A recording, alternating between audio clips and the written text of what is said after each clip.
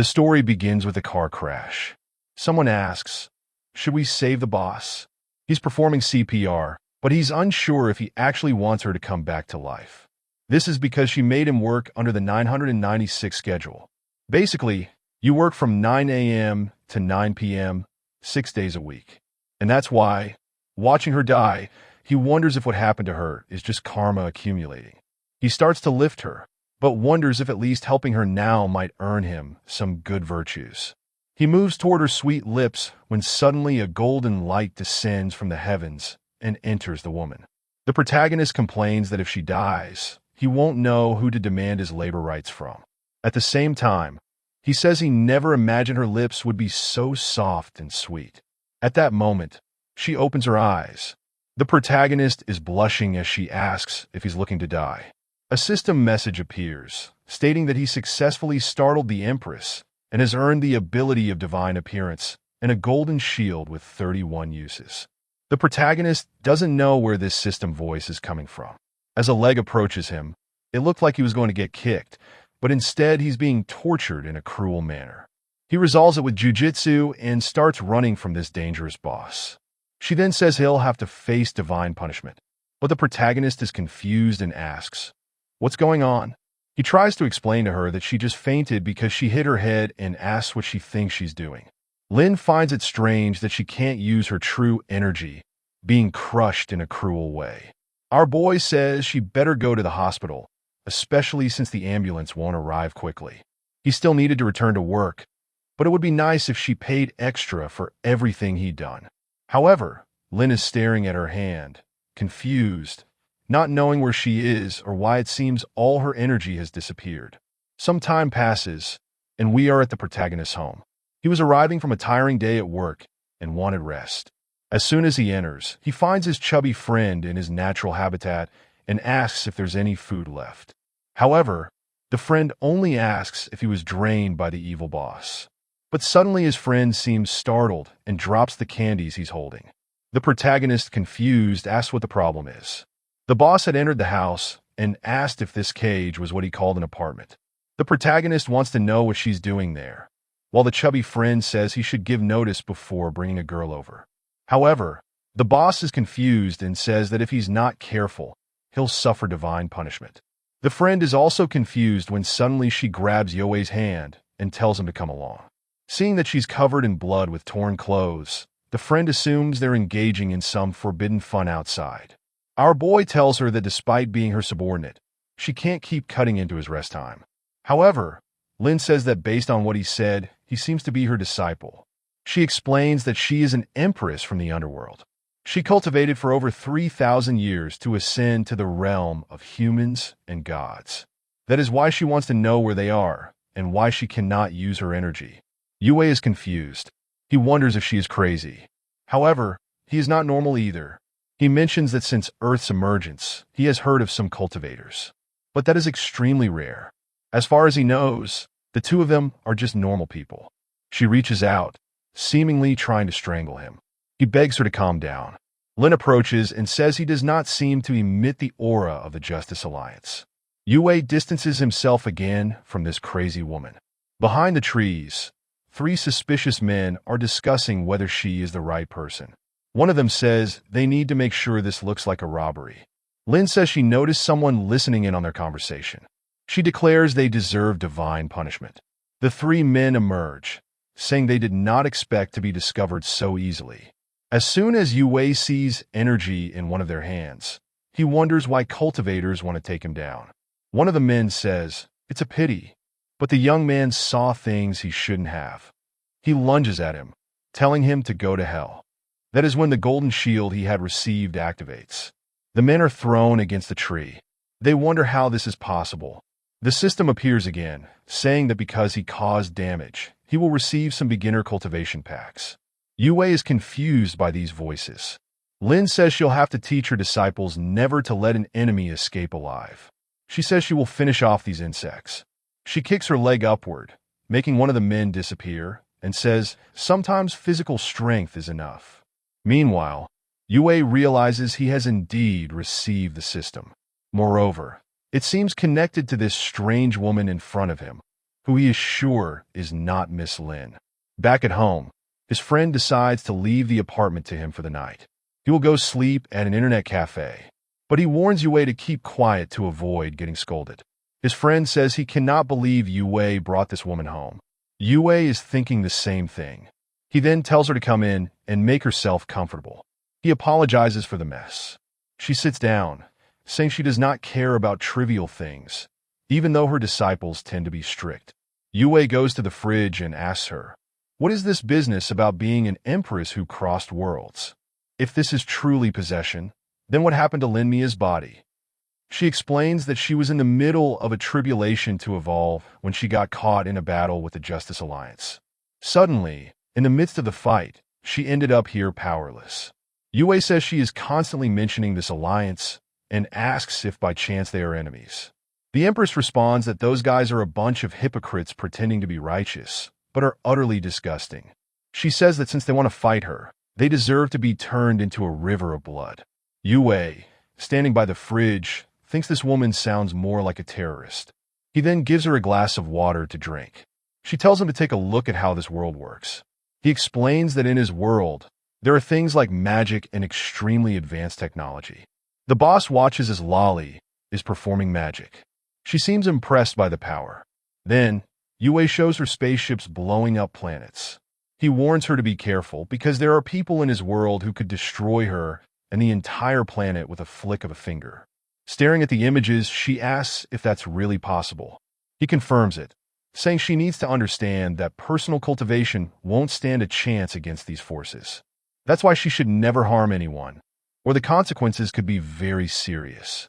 She suddenly stands up and says the energy in his world seems very scarce.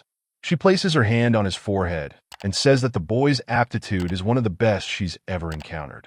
Yue suspects it must be something related to that system. Lin explains that if he were in her world, in 300 years he would reach an extremely high realm. Suddenly his phone rings. He answers it while thinking all he ever wanted in life was to be an ordinary worker and make a little money. It turns out to be one of his colleagues saying that if the bugs aren't fixed by tonight, he doesn't even need to show up at the office tomorrow. Frustrated, Yue says he's not an artificial intelligence that doesn't need rest. Even Lin comments that working so late is no different from slavery. She mentions that in her world, once a bridge repairman did something similar, so she cut him into pieces. Yue is confused because she mentioned it so naturally. She then says that for something as simple as that she was called a murderer, which doesn't make any sense to her. Turning around with a smile, she says it doesn't matter because those guys can't defeat her. Yue thinks to himself that she doesn't seem like such a bad person. He said she's at least a dystopian warrior, someone who fights for what's right. He then asks if her phone is still working because it's essential for daily life. She reaches into her pocket and questions if it's really that important, since she doesn't feel anything magical about it. She hands him the device, asking if that's what he means. The protagonist says that this expensive phone is really good because after the car accident, it's still intact.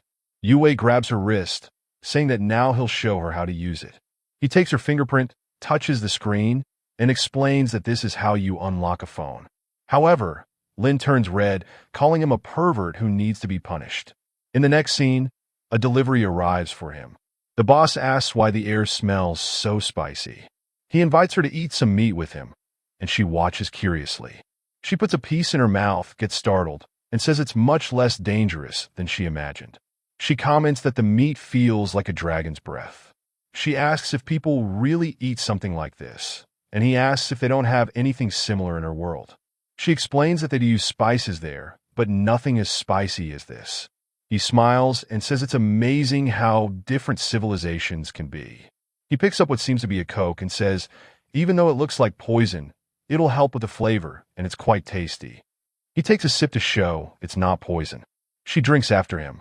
However, she seems not to like it, leaning back and saying, "It gave me a strange sensation in my mouth and a tingling in my stomach." He warns her to be careful, because if you drink it all at once, you'll burp. Apparently, she burped. She says, it has a bitter and sweet taste at the same time, which is very good. She imagines her disciples warning her about poison, but she replies, they shouldn't be afraid because this poison will only temper my body. By temper, she doesn't mean to grow stronger. The disciples are all happy. He asks, "Is it really that good?" She explains, "I was just reminiscing about some good stories from the sect." As he's about to put the food away, she grabs his arm, saying, "He doesn't need to worry because I'll develop tolerance." Yue warns her to be careful because toxins can accumulate. Excited, she says, "An empress can't be afraid of something so simple." She takes another bite, but in the next scene, she's claiming it's not that spicy after all. A while later, in her peculiar way, she asks, "What is your favorite drink?" Meanwhile, he's telling her to stop being stubborn. His phone rings again, and he answers it. Obviously, it's another scolding from his boss, asking why he hasn't fixed the bugs yet. The boss warns, "If it's not done by tomorrow morning, you might as well never return." But Yue is confident, since this guy answers to Miss Lin. He looks over and sees her. Even though the soul isn't the same, the body is. The scene shifts to the next day. Yue explains how everything works in the world. She responds, "I already understand. The elevator is a kind of staircase that moves on its own." The protagonist praises her and reminds her that everyone will call her Boss Lin. She assures him, "I understand," and tells him not to worry. However, as the elevator doors open, a blond guy walks in complaining, "Shurao Qi is so cruel." He approaches her and says, "I heard about the accident, but I'm glad to see she's doing so well." He offers her the special breakfast he made just for her. At that moment, she turns to Yue and asks, "Who is this person?" He explains, "It's a guy and a former suitor. He's the son of the building's owner, and everyone thinks he's an idiot." The blond guy turns to Yue and tells him, "Next time, you better leave her alone in the elevator since someone as smelly as you shouldn't be near her." But he's completely ignored as Yue suggests, "We should hurry to the office." A chubby guy comes running, saying, "It's good that the boss has finally arrived." He advises her to fire Yue, because yesterday he didn't finish the work and only badmouth her. Yue leans into Lin's ear and tells her, "It was this guy who kept calling me in the middle of the night." Lin turns to the man and says, "As far as I know, the one ruining my reputation is you." The man, embarrassed, says, "I would never do such a thing." He insists. Yue must have lied to her. She then says, "I spent the whole night with Yue, so I know very well who's lying." The blonde guy is utterly confused by this situation. The protagonist realizes she just poured gasoline on the fire. But the system detects that he shocked some nearby people and grants him a few martial arts skills. The scene shifts to the president's office. Yue tells her, "Don't worry, getting food and lodging won't be difficult for me. As soon as I access it, I'll know exactly where you live, and then you can go home." However, the Empress asks, "Why are you helping so much? As far as I know, the previous owner of the body wasn't very kind to you." Yue replies, "I'm a good young man who loves helping others." But in reality, he knows that if he commands the Empress, he'll basically be an emperor. Plus, it'll be great to see that chubby guy get what he deserves. And finally, he can't abandon her to die after what happened yesterday. She remembers being attacked and asks, "What is this business about dying?" But Yue completely ignores her and says, "The food the blonde guy brought is really good." He brings over the dish and asks if she wants some more. However, she remembers yesterday's spicy food and says, "That red dish must be too fiery." She rolls to the side, refusing to eat it. Sometime later, they leave the room and the chubby guy is holding 3 buckets. He asks, "Haven't I been punished enough?" But she responds, "You should already be happy to be alive. If you complain one more time, you'll earn 10 more hours on the clock." Sean then approaches and asks, "Why was Yue in your office?" He warns her, "Be careful, because that guy is poor, unrefined, and stinky." The Empress glares at him. Sean apologizes, wondering why she's giving him that look. Yuan thanks her, saying, "Breakfast was delicious." He walks away with the boss, saying, "We have private matters to handle." Sean obviously wants to know what those matters are. Yue remembers that he needs to shock people to earn system bonuses, while Sean thinks Yue will have to pay for what he's doing. The scene shifts to a luxurious neighborhood at the Shaner Mansion. Yue compliments the Empress, saying, "You're getting the hang of using a phone." The door opens, and she says, "Adapting to the new world comes naturally to me." Upon entering, the protagonist comments, "This house is as luxurious as I expected." He talks about the kitchen appliances and says, "I'll teach you how to use them later." But she says, "There's no need since I've never cooked in my life." He then shows her the bathroom and she remarks, "How strange it is to do all hygienic tasks in the same place." He explains how to use the toilet and shows her the shower. She says, "I'll take a bath." She tells him to fetch some clothes, as she's sure the body's previous owner must have left some behind. As soon as Yue opens the wardrobe, he sees the hanging clothes. He remarks, "I didn't expect the former boss to be this kind of person." He picks out some clothes, thinking, at least he doesn't have to worry about whether they'll fit, since it's the right person. Meanwhile, the Empress is in the bath. She asks if he's prepared everything because she's about to catch a cold. Yue's concern, however, is something else. How is he going to teach her to wear modern clothes? He hands them to her and tells her to look at pictures and not put them on the wrong way. She retorts that he should stop nagging because she's not that dumb. Despite the questionable design, the only thing she finds strange is that this string is considered clothing. Meanwhile, Yue is in the living room watching TV. He calls her to watch a historical documentary. He plans to explain everything about human evolution and the creation of industries. She sits beside him, saying she's curious. However, some time passes, and she's already asleep. The protagonist gets annoyed that she claimed to be interested, but didn't last 10 minutes. He goes to cover her with a blanket, but she seems to sense something. She slashes at it, leaving the blanket torn. He's confused, especially since she's still asleep. Slowly, he moves a sheet of paper closer to her, and she slashes at it again. He is shocked that she has such a sharp alert system, even while sleeping. He decides to move farther away, since it seems a bit dangerous while she's asleep. He sits down and starts checking out the items he received from his sister. Then he begins practicing one of the fist techniques he obtained. The name, Heavily Fist of Del, sounded very pretentious. He assumes a few combat stances and feels as though his body is burning. His chest tightens, and his heart feels like it's about to explode. She approaches him and says that if he continues at this pace, he'll eventually die. She doesn't know exactly what he's doing, but the better the technique, the riskier it is. Even though he has talent, his foundation is very weak, which just stresses her out. Essentially, he's too weak. The poor guy feels crushed. She says that now that she's had a little nap, she's full of energy. Yue was about to comment on her attacks when his phone rings. It's one of the bosses asking for help with some company files. The protagonist responds that he had taken Miss Lin home and would return to help soon. He tells her he'll try to come back at night, and she asks why he doesn't just stay by her side to help with the tedious tasks. However, he says that with great power comes great responsibility, and he needs to ensure the company doesn't fall into chaos. He then heads to the door, saying there's no reason to make life harder when she's calm. But she tells him to stop and comes closer.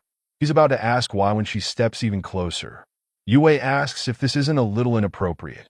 She flicks his forehead and tells him to forget it and leave. The poor guy is left confused. Before closing the door, though, he says he'll order some deliveries for her, but asks her not to scare people. She reflects that, now without innate energy, she can't transmit her consciousness anymore. The protagonist has worked all day, and it's finally time to go home. The Saitama of the office calls him president. He suggests treating everyone to dinner. The boy asks what this president thing is all about. Saitama jokes that they all know he's close to President Lin. Yue tells them to stop exaggerating. He explains that she had a car accident, and he just happened to be nearby and helped her. If he really had something going on with her, he wouldn't be stuck there doing overtime. Sean overhears everything. He thinks this explains it all. It was just a coincidence. There's no way a loser like him could get close to Miss Lin. Back at the mansion, we see the president. Someone asks why the lights are off. The Empress turns with anger and says he'll have to face the consequences. However, the protagonist simply places food on the table and asks what's wrong. She freezes for a second before devouring everything. She comments that he should have brought it earlier. Shortly after, she's calmer. She says that food without spice feels a bit bland. He tosses the leftovers in the trash, muttering that it's really hard to understand her. Lin then shows her phone and says this thing must have something against her. She tried to order food with 2 taps, so why doesn't it work for her? He sits down and takes a look. He shows her that she needs to scan her face to make a payment. While she's fiddling with the phone, he cleans the table. He explains that this is how money transfers work in this world. While tidying up, he notices some sheets of paper with meditation techniques written on them. He asks Lin if she can read that sort of thing. The Empress reveals that she's the one who wrote it. He's shocked. She remarks that of course she still knows how to use paper and a pen. The meditation technique integrates the body, energy, essence, and soul. It would help him grow strong enough to start learning some techniques. The boy feels embarrassed. He never imagined she'd go to such lengths for him. However, she winks and says there are conditions for him to accept her method. He has to practice the way she dictates. That's because natural talent alone isn't enough. He'll have 3 weeks to master the first chapter or disappear because she doesn't keep lazy people around. Now he's trembling and awkwardly asks how long it usually takes disciples to master this. She says it's normally 4 weeks, but since he's talented, it won't be a problem for him. He starts reading a few pages about energy and pulse. It's about the circulation of energy rhythm returning to its true nature. Meanwhile, she wants a bite of something sweet and refreshing. She's eating. She tells him he should eat first before practicing. But Yue is already spitting blue fire, saying he feels like his body has become lighter. The Empress is impressed that he mastered the first technique in just a few breaths. Even he's confused, asking if he really mastered it. But the Empress, now sitting on the counter, tells him that being able to gather energy proves he has. She tells him to breathe again and try to accumulate power. The boy looks like a vacuum, pulling in all the energy from the environment. Even she gets startled, asking what kind of monster he is. For impressing the Empress once again, he receives the instant step ability. He starts to think that every time he impresses her, her expectations will rise. This will make it harder and harder. As much as she was a good sheep, there's a limit to how much will he can shear. She asked, laughing, "Why?" He replies, "It's nothing." Then he asks if she has any other instructions because he wants to get back to practicing. She says, yes, and mentions they have a very important problem. He asks, what is it? She wants to know why there's no Coke in the house. The poor guy is confused. Later, he says teaching her to use delivery apps at this moment is dangerous, but she's already drinking her Coke, saying she feels amazing. As he's leaving, she says, there's something else I need to remind you of. You should be more cautious because I've seen countless prodigies fall due to arrogance. You must always remember that there are mountains beyond mountains. But in the middle of her lecture, she suddenly starts hiccuping uncontrollably. She covers her mouth and says, this body is strangely fragile. He leaves, saying, I warned you not to drink so quickly. She tells him to disappear, or she'll finish him off. He responds that she should know that if she keeps drinking, she'll get diabetes and cavities. The Empress asks, shouldn't I drink it? He slams the door, saying it's better not to. With that, she relaxes, saying she finally has a little peace. But from outside, he shouts, reminding her not to forget that his number is first on the contact list. The Empress reflects that in her past world, everyone feared her. It's been a long time since she had someone care about her this much. Yue is back home, wondering where his brother has gone. He decides to flop on the couch since the day was exhausting and opens up that little game of his. He checks the group chat with his friends, who are talking about getting a good score. Yue asks to play, but suddenly everyone claims to have stomach aches and wants to leave. Apparently, Yue is one of those players who sinks the team, which is why no one wants to play with him. But someone called Old Maniac says he'll be in town soon and asks if Yue wants to grab a meal tomorrow. He accepts and gets all excited. He reflects that he's been playing with Old Maniac for 3 or 4 years, but has never met him in person. Meanwhile, in his surveillance room, someone comments that they disappeared into a strange neighborhood. A bald guy says they went there to investigate, but there were no remains of the bodies. Another person replies not to worry because they already found a way to deal with that child. The next day, Yue is messaging his friend, saying he's waiting for him to arrive, all while thinking about the food he ordered. Then someone approaches. Is it Old Maniac? What's going on? Has the game flipped? Are girls now pretending to be old men? Yue tells the young woman, that table is already reserved. He starts to think she works for the bar, and comments on how competitive the beverage market has become. Then she smiles and says, "I'm old maniac."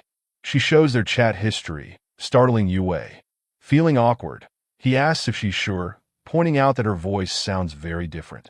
The girl explains that people think she's very gullible and easily tricked, which is why she prefers to pretend to be an old man online. She says, "The one who introduced me was someone named Ling Ji, her sister." Yue comments that now it makes sense why he sometimes heard a woman's voice on old maniac's microphone. Feeling awkward, she asks him to stop calling her that and says her name is XA too. She adds, "And I'll be living in this city for a while." Later, by a lake, he asks if she isn't afraid of him since she came alone. She says, "You're overthinking it. I feel safe having trained since childhood. I'm confident I could handle 3 or 5 guys on my own." Our boy says he understands, but he's still not used to the fact that his online friend turned out to be such a beautiful girl. She gets flustered, asking if he's talking about her, and starts lightly hitting a wall. She tells him, "Don't say such things without thinking." However, the girl is so strong that she causes the structure to collapse. She rushes to save him, and he thinks that dying like this wouldn't be so bad. And with that, she falls right on top of him. How many ribs broke? 1, 2, 3, 4, 5 of his ribs.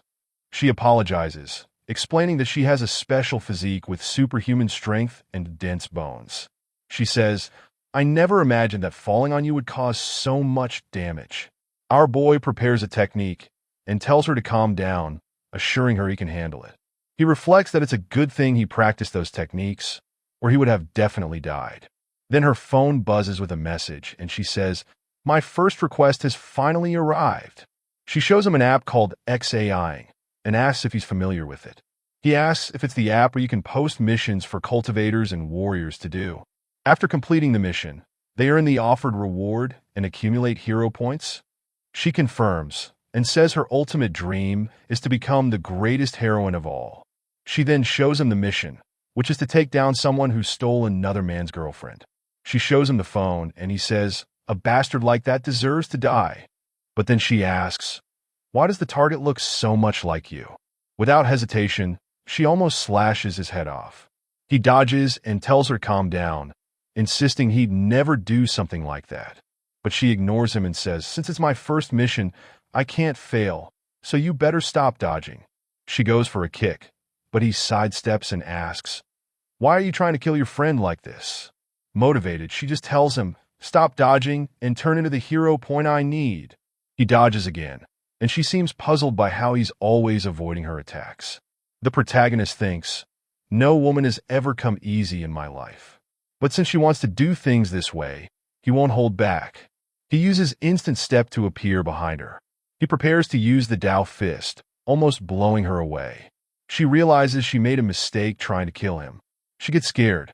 He earns the soul shock technique. This ability stuns the opponent, making them obey him for a while. Chaga says her grandfather always told her that China has many hidden dragons. Now, she sees there's no way she can defeat him. Yue tries to comfort her, saying, "Don't worry. I've also been training since childhood." He says he only won because he caught her off guard. But she says she doesn't believe that. She points out the way he dodged her attacks was strange. She says she'll need to check him out. He asks, "What do you mean by that?" She starts poking his body. She says if he's been training since childhood, there should be some marks. She lifts his shirt, telling him, "Don't resist because you don't have a choice." Later, she asks, "What's going on?" "You've only been practicing for 3 months. He admits he thought the abilities he learned were special, but never imagined they'd be this powerful. Of course, we know he's only been practicing for 3 days, but he decides not to tell her that. Chao says, with such talent, she can't wait to see what her grandfather thinks of him. Yue asks if she can figure out who is trying to kill him. He assures her she can trust him. He believes in true love and would never be disloyal. She says it's not possible to directly see who sent it, but she can try to set up a meeting. The scene shifts to a van parked on the street. Some men step out. A guy with gold earrings asks if the girl managed to complete her mission. Chao says yes, and he can do whatever he wants with the boy. Meanwhile, Our protagonist finds it odd, since he's never seen these people before. The man congratulates Xiao, saying she'll get a 5-star review. At that moment, you ask the man if he's made a mistake since they've never met, but the man asks if he has already forgotten him after using him. Then he orders his men to take you down. 2 more guys show up carrying something suspicious. The man with the earrings says, today they'll take everything from the boy. One of them says he's handsome, so they'll enjoy doing whatever they want with him. Yue quickly realizes that either these people are acting in bad faith or they're being manipulated. He decides this is the perfect moment to use the technique he just acquired.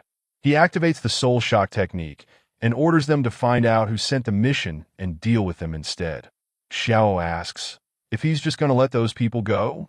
He replies that for now it's the best solution.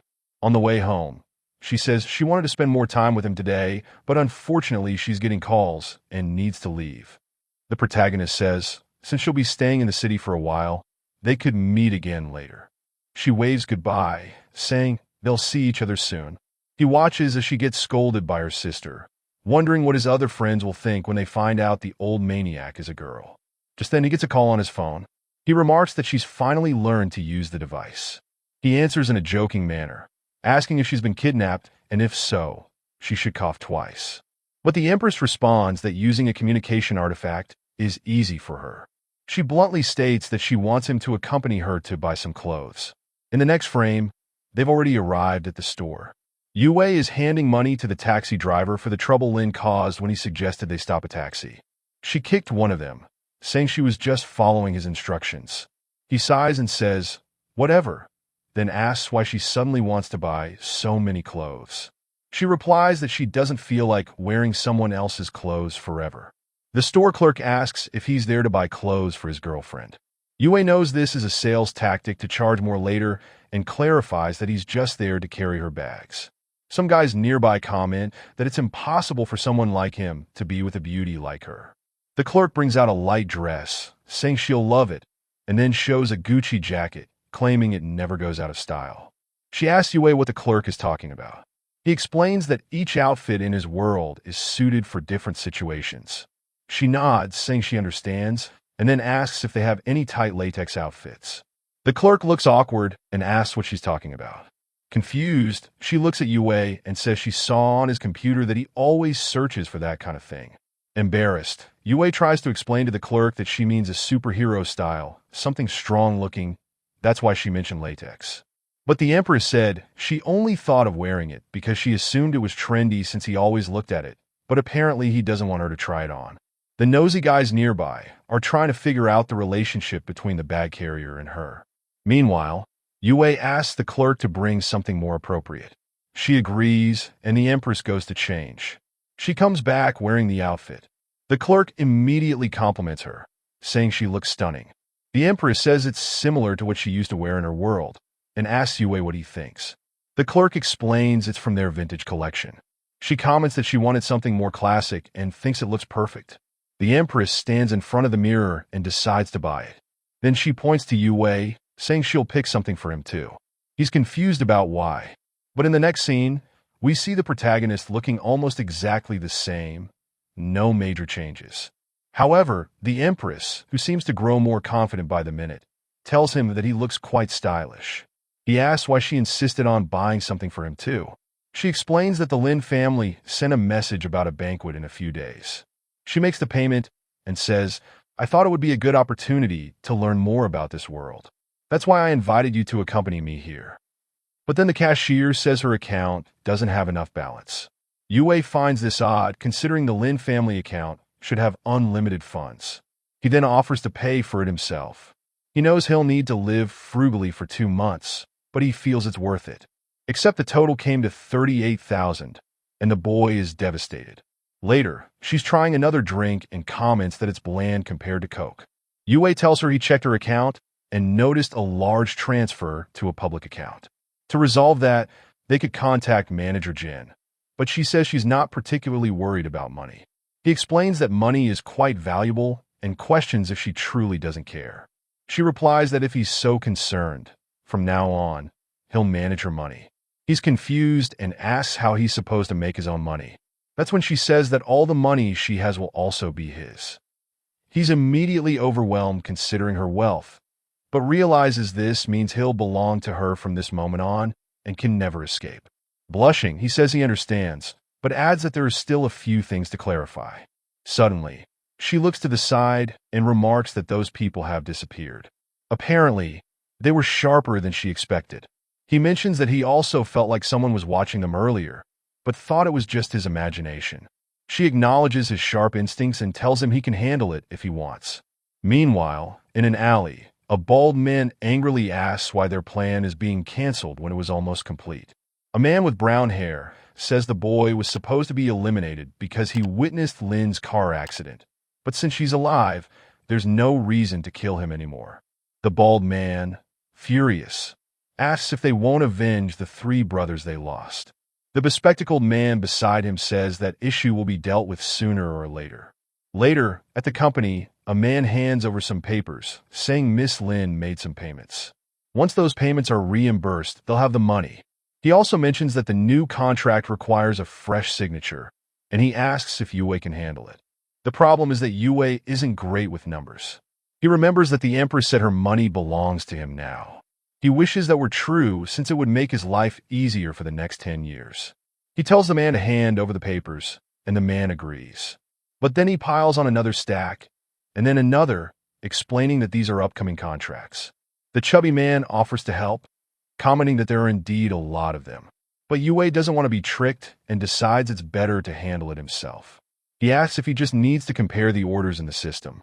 The man confirms and leaves, saying to call if he needs help. Outside, Sean asks how it went. The man responds that Yue doesn't trust him. The two laugh oddly, saying that's perfect. If the chubby guy had handled the files, he could have been blamed for any errors. But now that Yue is doing everything alone, he'll be the only one held accountable, especially since he doesn't realize the lists on his desk are all wrong. Obviously, it'll take him forever, and he'll still mess everything up. Sean praises the man, saying he did a great job turning the tables. The chubby guy comments that since the company is going through a tough time, if Yue makes mistakes, he'll definitely be fired. Even if the president wants to keep him around, they can convene a shareholder meeting, and he'll inevitably be expelled. The blonde man says that as soon as they release the explicit video they recorded of Yue, he will be ruined. Then, the secretary appears, saying there's a group of people who want to talk to him. The men from the alley arrive, holding something dangerous in their hands. The secretary asks if he knows them. He says yes, so there's no need to worry, and he tells her not to interfere or call the police, no matter what happens. She reassures him that she'll keep the secret. Sean approaches the men and tells them to talk upstairs. Meanwhile, the secretary wonders what they're planning. As soon as the door closes, she hears a lot of strange noises. Sean is shouting, saying that it won't fit in the space. The secretary thinks he might be in danger, but remembers he told her not to interrupt. Suddenly, a moan is heard from the room, and she comments to herself that the rich really know how to have fun. Back to Yue, the poor guy is exhausted. Nothing is adding up, and the system's data seems wrong. He decides to recalculate, convinced this time it'll work. Just then his phone rings. It's the Empress, scolding him and demanding to know why he hasn't come home yet with food. Feeling awkward, he asks why she didn't just order delivery, since it'll take him a while. But she warns him he has 1 minute to be at the door, or he'll get a beating. The scene shifts to a restaurant. The Empress comments that the food in this world isn't bad at all. Yue asks if she wants to try some pork intestine noodles. She immediately refuses, so he questions why she hasn't mastered the delivery app yet. Or maybe she has, and just wanted to eat with him. Out of nowhere, she chokes, but quickly changes her expression, claiming there were too many options on the app, so she couldn't decide. He says he understands, and she sits down, asking how work was today. He explains that he was reviewing some financial papers, but nothing was working out. She suggests it might have been a lack of focus, but he insists Manager Zong must have messed something up. He smiles and says they should eat first, since the food is delicious. Suddenly, a bald man at a nearby table shouts that he's sure this is not intestine. Yue is startled, wondering why the man didn't mention this earlier. The Empress looks confused, Yue watches as the restaurant manager approaches and asks the bald man why he is shouting. The man insists that this clearly is an intestine. The manager tells him to stop defaming the restaurant without evidence. The Empress asks Yue where he's going, as the bald man threatens to shut the place down. That's when Yue steps in, places a hand on the man's shoulder, and asks the manager if the bald man's claim is true. He picks up the troublemaker and warns that he'll need compensation for spending his money there. The manager denies wrongdoing, but Yue, trying to get a confession, says the food tasted odd and threatens to beat the man if he doesn't come clean. Finally, the cook admits that the intestines are made from fermented beans. Naturally, everyone demands their money back. When Yue sits back down, the Empress remarks that in her kingdom, the manager would face divine punishment. But she finishes her meal and says, at least her order tasted good, so they'll let it slide. The protagonist pieces things together, realizing that Zong might be substituting genuine products with something cheap to deceive him. The next day, Yue is back at the office. Zong approaches and asks if he finished the documents. Yue replies that he hasn't, he already sent them to the investors. Suddenly, Zong exclaims that this is terrible news. He apologizes, claiming he made a mistake. He forgot to update the supplier list and used old pricing. He shouts for everyone to hear that if Yue signed and sent those documents, the company will lose millions. Some other employees join in, saying this will impact the entire company. Sean shows up asking what mistake Yue made this time. However, it seems Sean had a rough night. He's visibly in pain, clutching his lower back. Zong asks if he's okay. Our boy just smiles, saying he's curious about all this commotion. Sean then says that because of Yue's mistake, no one in the company will get their bonus this month. The rest of the employees get angry, saying they were counting on that bonus. The blonde man says that since Yue is now the president's representative, he'll have to explain this to everyone. Yue then reveals that all the contracts had been sent with the correct prices, so there's nothing to worry about. Sean looks confused by this. No problem, claims Yue, sharing the numbers, telling them to take a look. When Zong checks, he confirms that the numbers are correct. Yue even points out that Zhang's mistake almost cost everyone their bonus, so it's only fair that he provides an explanation. Embarrassed, Zong admits he made a big mistake, but thanks to Brother Liu, the company avoided a major loss. Sean interjects, saying that although Zong made an error, no real harm was done. That's when Yue stands up and says, Master Sean doesn't seem to be feeling too well. He places a hand on Sean's shoulder, shoves him into a chair, and tells him to sit for a moment.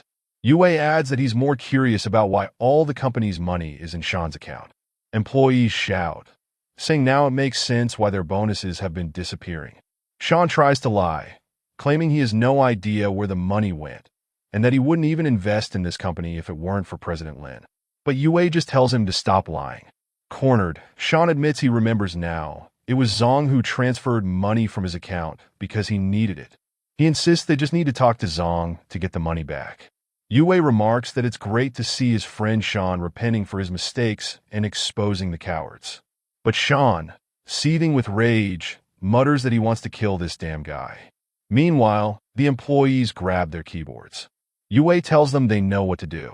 Naturally, the manager gets beaten up, with everyone shouting that this is why they always have to do overtime. Our boy then gets a message from the Empress, who, as usual, is starving. That's when he remembers that today is the Lin family banquet. The scene shifts to the Lin family mansion. A man named Lin Wei is getting ready. He's the brother who previously tried to kill the Empress. A maid approaches him, informing him that the guests have arrived. Then, the protagonist and the Empress appear. Yue comments that the place is truly a spectacle. However, she doesn't seem impressed. She asks if the Lin family isn't supposed to be more prominent. Yue says that to him. The party seems very luxurious. She retorts that she doesn't see a single can of Coke around. At that moment, Wei approaches the Empress. He says their grandmother was worried she wouldn't attend. She completely ignores him. Confused, Yue asks why she's not speaking and why she's acting so distant toward her brother. Yue steps forward and explains that she hasn't been feeling well since the car accident. Wei asks who is the protagonist. Yue introduces himself as the president's assistant. Suddenly, Wei offers her a glass of wine. He points out that the heads of Pan Industries and Fu Industries are nearby. He suggests she go entertain them. With that, he leaves. The Empress asks Yue who that man is. He explains that in theory, he's supposed to be her brother, but he's not entirely sure. What he does know is that this guy is under 30 and already the head of the Lin family. The company she owns is just one branch of the family's holdings. The Empress says the place is boring and has an atmosphere she doesn't like. She then looks at the glass of wine. She comments that at least it looks good. Before Yue can stop her, she drinks it all immediately. She asks if that was alcohol and why it's so strong. Yue explains that modern distillation techniques have improved a lot, so the alcohol is much stronger. She looks a bit disheartened, wishing for a Coke. Yue sees a blonde passing by with a tray. He asks if there's any Coke around. She says no, because high-end VIPs only drink this kind of cocktail. The two laugh, wondering what kind of bumpkin would want Coke at an event like this. One of them says not to say that. He might be someone important if he's attending this event, but the other replies that it's impossible. He's probably just a kid Miss Lin brought along. After all, she's already heard rumors that Lin Maoki is expected to marry someone from the Pan family at this banquet. Now Yue understands why the Empress was invited to this. He notices that in the meantime, she's been called to a table. A man with purple hair says that the higher a woman climbs, the less she's worth. Another man sitting across from him says that's a harsh thing to say. He suggests he drink instead, but the purple-haired man asks if he's wrong, saying a woman should focus on staying beautiful and finding a good husband. The other man asks if he has someone in mind. He replies that he's not very interested after seeing his father's 12th wife run off with his money. However, he mentions that his father is still strong, only 60 years old, and ready to have more kids. He tells the Empress, "I've always advised my father that low-class women aren't worth it. But someone like you from the Lin family must have good blood for something." He places a hand on her shoulder and asks, "What do you think of my offer?" Meanwhile, Yue is worried. He knows everyone at this event is influential in the city. But seeing Lin angry, he decides he doesn't care about that. He grabs the man's arm and twists it. The man, panicking, asks, "Do you know who I am?" He demands to be let go. Lin wonders what Yue is doing. Yue seizes the chance to shock everyone. The man breaks free and asks, "Who are you? Have you lost your mind?" Yue introduces himself. "I'm Miss Lin's assistant, and I'm doing you a favor." The man points at Yue and says, "If you don't explain yourself properly, you'll have serious problems." Yue makes up a story. "I'm a doctor, and your wrist nerves were damaged." The man isn't gullible. He asks, "Is that how you plan to play it?" He calls over his bodyguard. "Take care of this." He tells everyone to watch what happens when someone messes with the Pan family. Yue tells him, "Stop stalling, and come to me already." The bodyguard charges at him, promising, "You'll regret your words soon enough." Yue easily dodges the first punch. He remarks, "While your boxing skills aren't refined, they're enough to deal with someone like this." With a punch to the face, the bodyguard goes down.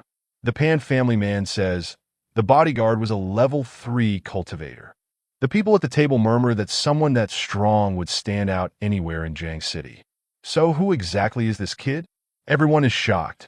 Yue activates the system and receives a rejuvenation medicine. Then an elder from the Lin family shows up and asks Yue, "What's going on?" Yue explains about the bodyguard fight. The elder mutters, "Maoki must be losing her mind." The Pan family man asks, "Is this how you treat your guests?" The elder, visibly flustered, apologizes. He promises they'll handle it. But the Pan family man simply says, "Forget about any alliance through marriage." Strangely, the Empress tells Yue, "I think you'll benefit from all this." Yue, startled, wonders if she knows about the system. Feeling awkward, he says, "I only did it because I don't like sexist comments." But the Empress isn't easily fooled. She says, "I'm certain there's more to it." Suddenly, the elder points at her and demands an explanation. He accuses her of disrespecting the family. "We never cared about your lowly origins. We raised you with difficulty and gave you everything. So why are you repaying us like this?" Lin turns to Yue and asks, "Who is this man?" Yue replies, I have no idea. He's probably just some random elder from the family. The man continues shouting, the family is prominent, but has been humiliated because of you. You better apologize to the young master of the Pan family. Yue tells her to stay calm and then handle it. But she ignores him. She asks the uncle if they really consider themselves noble and elegant. Because to her, they are just people without virtue who only care about appearances. From the conversation she overheard, she had already figured out they only cared about superficial fame and contributed nothing of real value. She continues her tirade, leaving the uncle speechless. Then she asks if she said anything untrue. She adds that if they are waiting for her to apologize, they should save that request for her coffin. The humiliation is so great that the poor man collapses, hitting his head on the floor. The uncle gets up and says she must be losing her mind to say such things. But she simply states that if they'll excuse her, she's leaving. However, the uncle warns that everything given to her will be taken away, and she'll be expelled from the family. At that moment, another man nearby interjects, asking them to wait. He introduces himself to Yue and asks if he can get to know him better. Approaching Yue, he says he has remarkable skills and wants to know who his master is. The protagonist replies that the martial world is complex and diverse, and it's not convenient to delve into the details of his life. But then, Lin steps in and tells the guest that having the support of a martial group like them would be excellent. He asks Yue to explain himself, who only says it's not that he doesn't want to, it's just that, technically, he's never had a formal master. The best he can say is that he received some guidance from a few notable figures. Lin calms everyone down, saying today isn't the time to discuss business. She just wants to know about Yue's relationship with Lin Meo. He explains that until now, he's only ever seen her with one other person. But seeing her accompanied by such a talented young man reassures him as her brother. The man nearby mocks Lin, saying earlier he was ready to marry her off to anyone just for foreign alliances. The Empress says she's tired of all this chatter and that it's time to leave. They head out, while Lin waves them off, saying he won't interfere any further. Suddenly, a waitress approaches, saying someone's phone is ringing. But Meo notices something, points to the waitress, and tells her to come closer. She orders her to buy 5 cases of Coke, not just for her home, but for all the Lin family residences. Her brother looks confused, trying to figure out what she's doing. Meo tells him to ask the waitress why she was whispering about the guests. Yue remembers it was the same waitress who called him poor earlier. To avoid losing his sister's favor, Lin immediately orders the waitress to fetch all the Coke, even if she has to go on foot. Later, they're at a street food stall, and Yue comments that there's nothing like a late-night snack. Holding her Coke, Meo says it would be even better if it were cold. Yue offers her a beer. He says it pairs perfectly with the food here. She asks what it is. He explains that it's an alcoholic beverage with different flavors. She tries it and says it's quite different from the drinks of her time, yet somehow similar to Coke. However, she makes it clear that she'd never trade Coke for this. The protagonist starts thinking that drinking from the same would be an indirect kiss. He rushes off, saying he'll grab a new straw. Meanwhile, she mimes 2 men nearby, threatening a young woman. They tell her she probably doesn't want her boyfriend to find out about this. Her family owes a lot of money, but if she comes with them, the debts can be cleared quickly. The Empress quietly observes. The woman protests, saying she doesn't want to. One man warns her she has no choice now. Another man begins pushing her, saying it'll be quick, until he gets a bottle smashed in his mouth. He falls to the ground and asks who it was. It was the Empress, who asks if he wasn't in the mood for a drink. The men approach, saying that the wretch is pretty bold, but watching her eat. One of them comments that drinking with her would actually be a good time. 10 seconds later, he's fleeing in desperation, calling for help. Everyone is beaten up, and the poor guy is crying that the woman is a monster. She steps on him and asks why he's leaving so soon. She says she was only going to press all his meridians and drain his energy, or maybe force his body to accumulate internal energy until it exploded. The poor man is sobbing, saying he just wants to escape from her.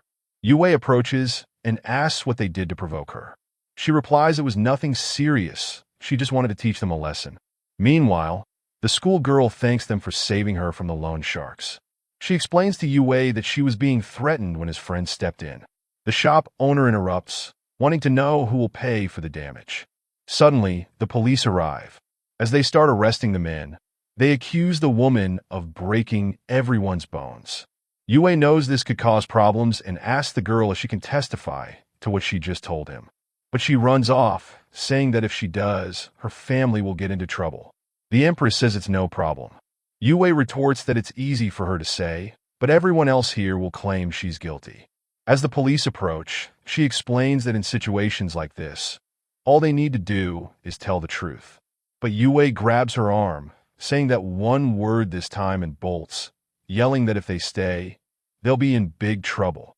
Meanwhile, the poor shopkeeper is left waiting for someone to pay him. While resting on a bridge, Yue remarks, "It's a good thing I practiced those techniques. Otherwise, I wouldn't have been able to run all that distance." He's convinced she wasn't the villain in this story, but thinks she needs to be more cautious. We then see a glimpse of the Empress's past. Yue explains, "In my world, false accusations are commonly used to ruin people. Rumors are always a mix of truth and lies. Since she doesn't like explaining herself and has some ignorance about the world, she'll always end up in trouble at the rate things are going. And with the problems she's causing, she'll become the villain of this world." She simply responds that she doesn't care, isn't very interested. Yue declares that from now on, he'll keep an eye on every word and action she takes. If necessary, I'll ensure she doesn't encounter any problems. Suddenly, the Empress throws herself onto Yue and asks, "Do you want to go with me to the world I came from?" Blushing, Yue asks, "What are you talking about?" She moves closer, grabs his face, and reveals that the true Empress's name is Kimin. In the next scene, they're entering Yue's house. He notices something blonde on the couch and wonders who it is. But as he gets closer, he's startled to find his friend left an inflatable doll on the sofa. He tells her to wait a moment while he cleans up the space. Later, she sits down, and he asks about calling her Kimin.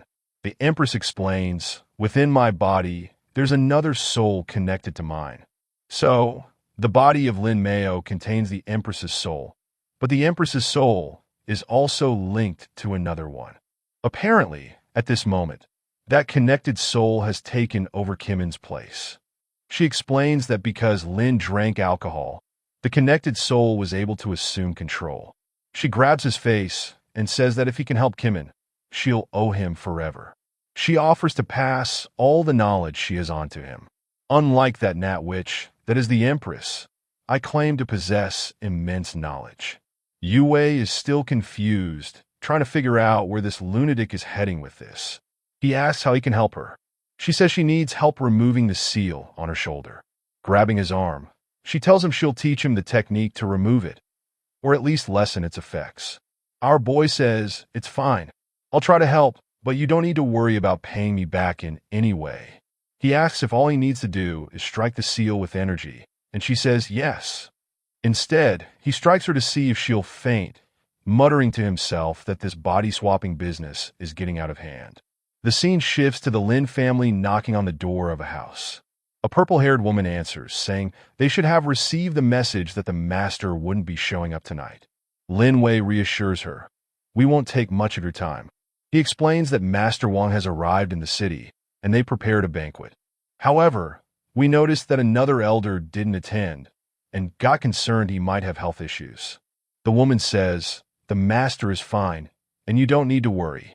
She closes the door in his face, leaving Lin Wei frustrated because he just wanted to deliver a message. The group grumbles that the old man is really complicating their lives. Lin Wei advises them to calm down. He reminds them that no one in the city can oppose Master Wang. He leaves, urging them not to damage their relationship with the Wang family. The woman re-enters the house and tells the master she sent the visitors away. He thanks her, saying he could have met them, but preferred to spend time with his granddaughter. That granddaughter, Shu, asks why he is treating her like this. Her grandfather says it's because she kept talking about losing to a young man who had practiced far less than she had. She apologizes, but insists that Yue is impressive and her grandfather will understand when he meets the boy. Back at Yue's house, the Empress remarks she never thought she'd have a day like this. Yue says it's thanks to modern alcohol. She notices a bruise on her forehead and asks what happened. He dodges the question, saying she must have accidentally hit her head somewhere. He hands her something to drink, joking that he didn't expect her to have such a low tolerance. She explains it's because she's experienced few things in this mortal body. As she goes to drink, Yue asks about the two personalities and the person named Kinging. The Empress spits out the drink and asks if he really met Kimin. Yue says yes and explains that the woman introduced herself as a spirit trapped in her body, seeking help to escape. The Empress confirms it's true. King is a spirit she imprisoned in an artifact to continue strengthening it. Yue asks if she's serious and wonders how someone steals another person's spirit. The Empress explains it involves peeling the person's skin while they're still alive, extracting spinal fluid, and using endless torture to separate the soul from the body and seal it in an artifact. She then asks Yue if he regrets saving the wrong person. He relaxes and says no, he made the right choice, at least by helping her. He knows what she wants, but with Kimin, he has no clue what her intentions are. The Empress says he made a wise decision because if Kong had awakened, she would have killed him. Yue wonders what she's talking about and why he feels like she's deceiving him now. She complains about pain in her shoulder, and Yue, ever opportunistic, offers to give her a massage. But then, his friend Wu walks in and sees the two. He accuses Yue of lying about working late when he's clearly home. Wu notices that Yue brought the Empress and immediately says he'll leave so they can have the place to themselves. However, he grabs Yue before leaving, asking if he's doing adult things in front of the doll on the couch. Yue shoos him away, telling him to stop leaving the inflatable doll lying around. The Empress, meanwhile, is calmly eating the food Wu brought. Wu asks if she's really Yue's boss. When Yue confirms it, Wu starts enthusiastically offering her things. He rummages in a drawer and asks her to wait a moment, pulling out a suspicious bag. He says it contains some sweets he bought 3 days ago and wants to give them to her. Yue asks why Wu hid the sweets inside a dirty sock. The Empress watches them argue, saying it seems oddly familiar. Later, Wu was on his knees, pleading with Yue, saying he wants to attend a famous celebrity show tomorrow. The problem was that the tickets were sold out, but Wu knew she worked for the Lin Corporation. Yue tells him to stop following these internet celebrities. He reminds him of the last time he maxed out his credit card. Wu replies that Yue will never understand what true love is. He claims he supports her without expecting anything in return. Yue only responds that he knows his friend too well. Wu then shows a picture of the artist and promises not to worry. He'll make sure Wu gets a ticket. Sometime later, the Empress is writing some talismans. Wu asks if she's crazy. Yue casually explains that she went to the Longo Mountains and enjoys doing this. Mio hands him one and tells him to inject true energy into it. Yue, being cautious, wants to know what it does first. She explains that it's something simple to help him gather more energy, since he's about to advance. It could be very useful. He asks if the heavens will punish him for using it. She replies that he's far from being important enough to attract that kind of attention. She then stands up and says she'll also cultivate, as she can't afford to waste time. He thinks this is the perfect chance to go see the internet celebrity with his friend. The next day, the event is happening. Dao from work, the obvious scapegoat, was the one who got the tickets for Yue. He hands them over and leaves, telling Yue to have fun. Wu thanks him, calling him a true brother. At the venue, Yue asks what the event is about.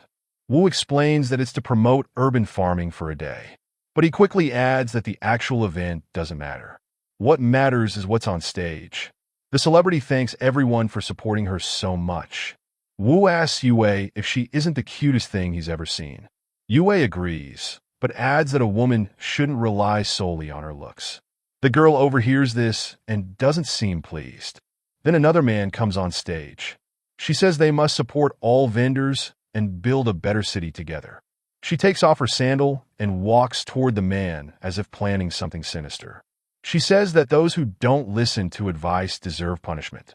Wu naturally starts yelling that he wants to be punished too. The man on the ground seems to be enjoying himself. Yue remarks that something about this is off.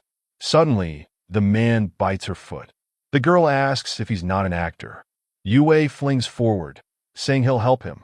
The man continues devouring her foot until Wu crashes into him, telling him to back off.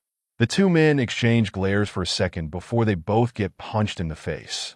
The crowd rushes forward, yelling not to touch Yin Yin. But Yin Yin ignores everyone and approaches Yue. She thanks him for helping in time. Emotional, she says that if it weren't for him, she doesn't know what would have happened. Wu, already smitten, murmurs that her charm is hard to resist. However, the people nearby notice someone else holding her hand. They rush forward, telling Yue to let go. Yue tries to explain that something's wrong, but he also can't seem to let go.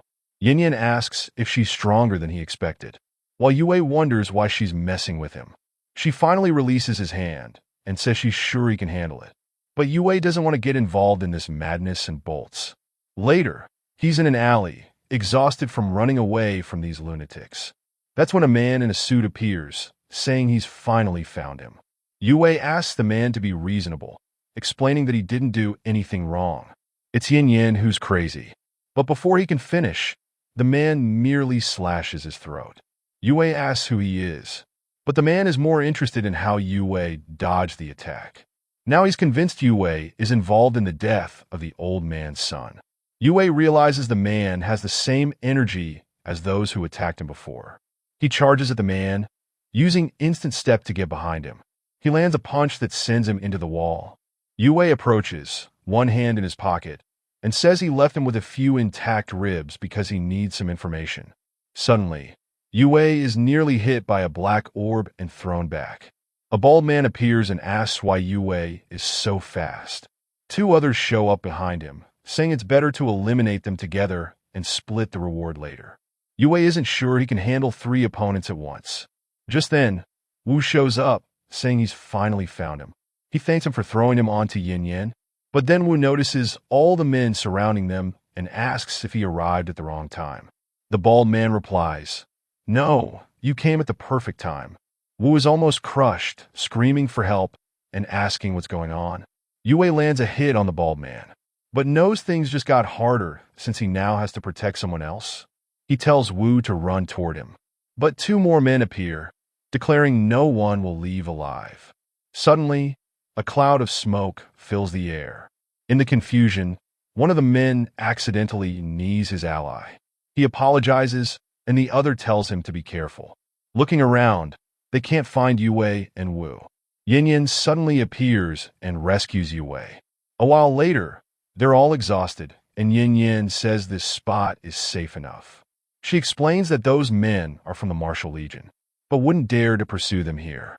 Wu, sprawled on the ground, utters that he can't believe he was saved by his goddess. Yue introduces himself to Yin Yin and says he owes her a favor, but she simply asks him not to tell anyone about this because she doesn't want to gain a reputation. Wu, now smitten, wonders how he ever thought for a moment she might be a demon. Suddenly, Yin Yin changes her expression and asks if he can hear it. Yue asks, "Hear what?" She says, "Obviously, it's the sound of your heartbeat." She explains that he was just saved by an adorable, modest girl with a good heart who asks for nothing in return. Surely you must be thinking she's perfect as a future wife. That's why his heart is racing at that moment. Yue realizes this girl is insane. Later at the park, Yue asks why, if she's so skilled, she didn't fight back against the guy on stage. She explains that it's company policy. She has to appear vulnerable and weak. That's the only way to be someone everyone wants to protect. He thinks to himself that his poor friend is always being deceived. He brushes it off and asks about the Martial Artist Legion. Yin Yin is surprised he doesn't know and explains it's a group of assassins who, of course, use martial arts. They're a well-known underground organization, but if he wants to know more, he'll have to attend more of her events. She offers him a discount if he does. Sheen says she'll give him 20% off if he decides quickly. Too late. Yue is already back in the city. He realizes he needs to grow stronger because of this strange legion. He remembers Myok mentioning he'll need a spiritual jade and decides to call her.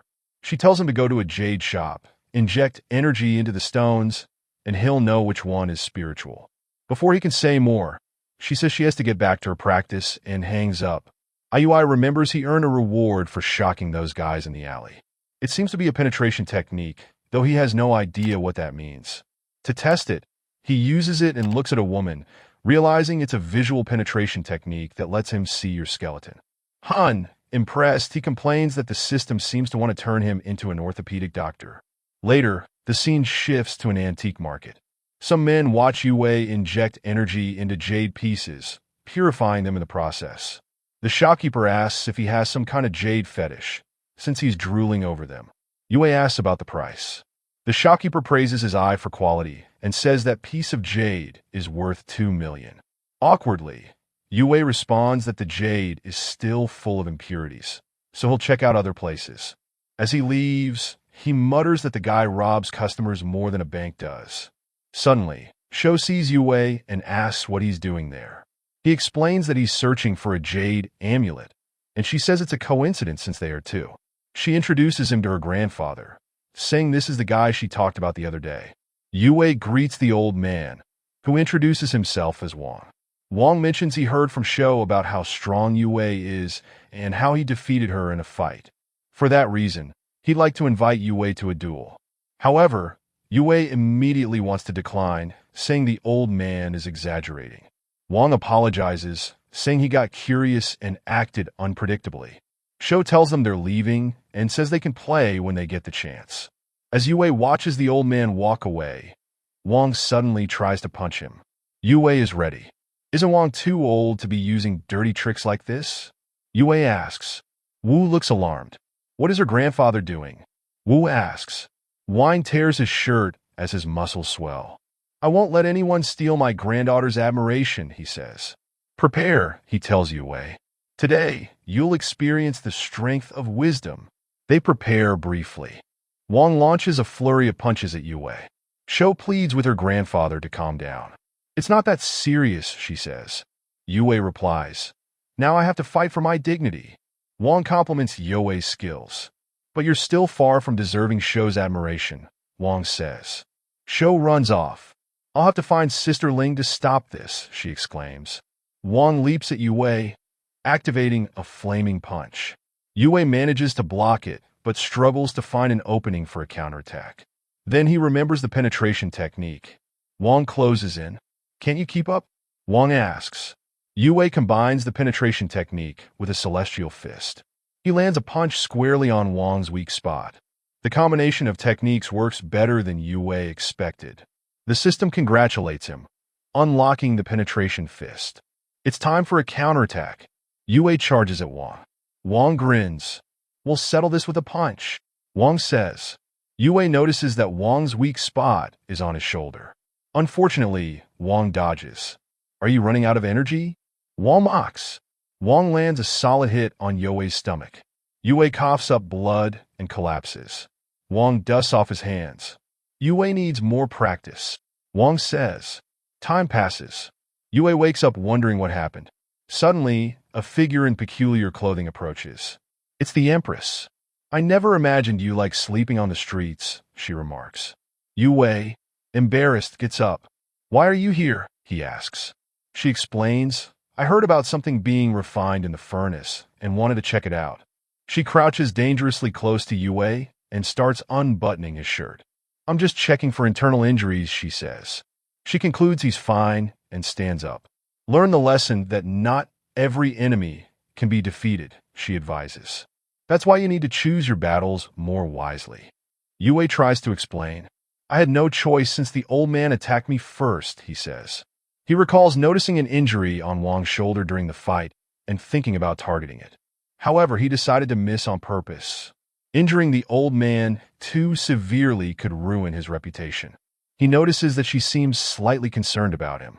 Are you afraid of losing your disciple? He asks. She responds by telling him, Don't touch me with your dirty hands. Meanwhile, Wang is wondering where Yue went. He admits, the boy was stronger than I anticipated, especially that last punch, which felt dangerous. However, Wang is confident that his own abilities are superior. I dodged Yue's attacks easily, he thinks, or at least that's what he thought. His shoulder is completely wrecked regardless. Suddenly, Xiao appears with Sister Ling. Wang looks startled. Ling asks, Where's the like on this video that helps Fire Recap make more juicy content for his viewers? Activate the cheeky little bell. I'm out.